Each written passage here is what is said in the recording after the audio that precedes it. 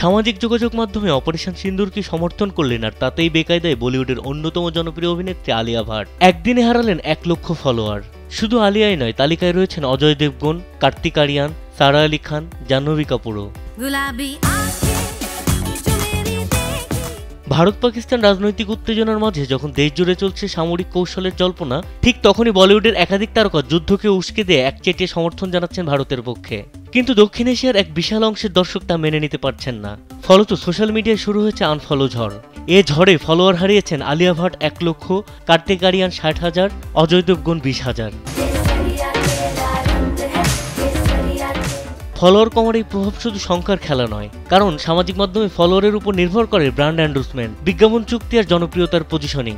এমন অবস্থায় আলিয়া এবং অন্যান্য বলিউড তারকাদের সোশ্যাল মিডিয়া গ্রোথে ভাটার ফলে প্রশ্ন উঠতে শুরু করেছে, এসব কি প্রভাব ফেলবে তাদের ক্যারিয়ারে?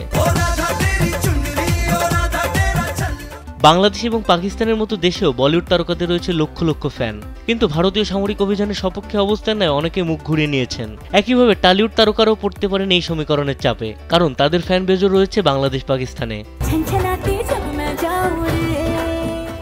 বিনোদন ডেস্ক, কালবেলা।